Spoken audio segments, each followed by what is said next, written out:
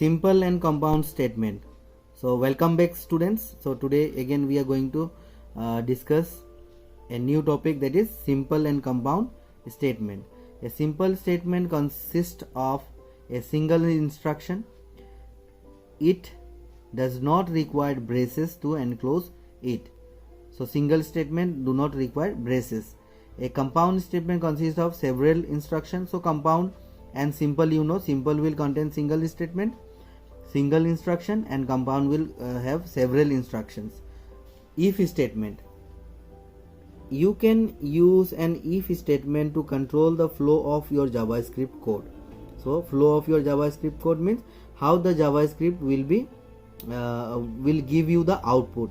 Okay, that is called flow of your JavaScript.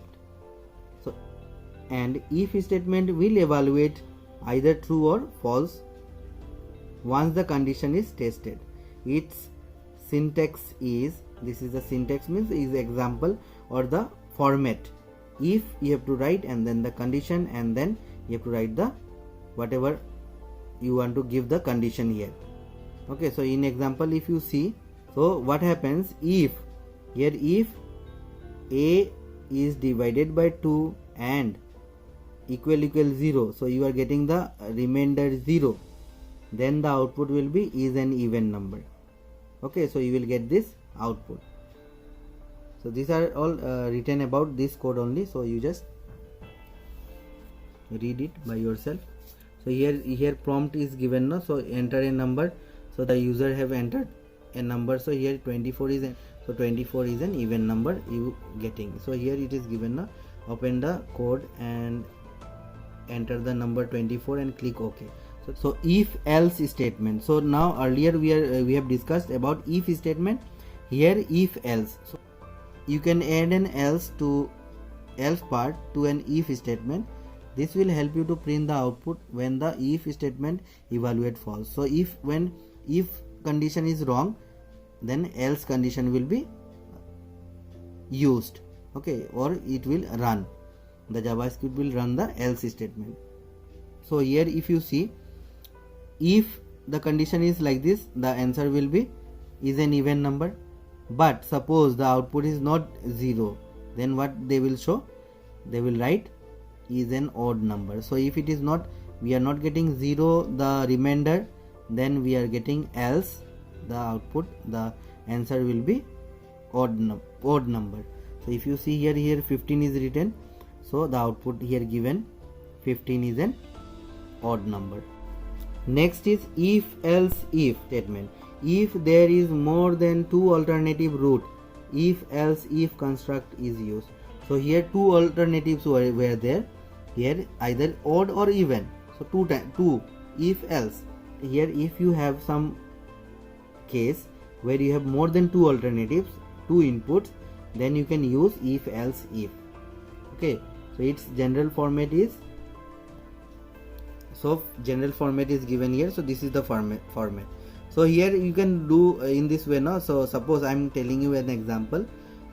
Suppose rank. So if 60%, then first division, else second division. And in that way only you can add first, second, and third for rank, no? So you can add the percentage and then you can use this. The last part, that is switch statement.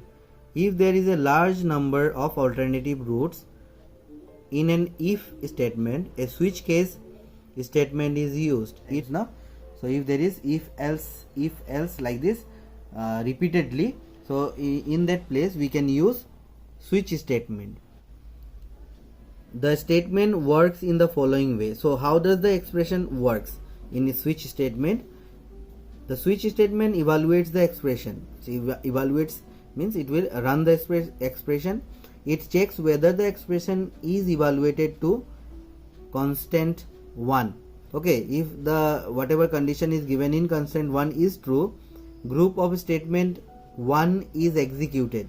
Okay, so statement 1 will be executed until the break statement. So until the break statement is reached, so it will be evaluated and you will get the output. Okay, so when the break statement appears, the program jumps to the end of the switch construct. So when it is true, when this condition is true, directly it will come out of the statement and you will get the output. So whichever condition, if this statement is not true, it will go to the next statement and it will check. So in this way it will go, and if any of these statements are not true, so it will go to the default statement. So if the expression is not equal to constant 1, it will check back to constant 2, as I have already explained. So it will go to 2, 3 and then continue. Finally, if the value expression did not match any of the specified constant, it will be included, it is included. No, so if it is not in any of the condition is not matched, so default condition will be displayed, that is whatever written after default will be displayed. So here example is given. So here you see if the condition 1 is true, it will show you this message. If the condition 2 is true, this will be shown. Otherwise, value of x is unknown. So here x is given, so whatever value of x you will write, they will display. Otherwise, value of x is unknown will be displayed. So here example is given, you read this part. Here if the value of x is equal to 2, you will get the output as x equal to 2 on the screen. And if the value of x is equal to 10, the message value of x unknown appears on the screen. So here 2 is there, 1 is there. So if you write 1 or 2, they will show you the output, and if you write more than 2, they will show you this message. The switch statement uses case labels instead of blocks. This forces us to put the break statement after group of statement we want to execute for the specific condition. So here they are taking always whatever condition you write, you have to use break, so that it will be stored in the separate line, and it will be easier for the JavaScript to identify. Okay, so that is why it is used. So this is the another example, case 1, case 2, and here is the explanation. You just read it, you will understand. Okay, it is not very difficult, you will understand. You have to read it twice, thrice, you have to read. Next is limitation of switch statement. So there are some limitations of switch statement. Number 1, you can say that it can only be used to compare an expression against constant. So it can be used to compare expression against constant. And the case label cannot be a variable, case label cannot be a range. Okay, so these are the limitations, and this is the example given.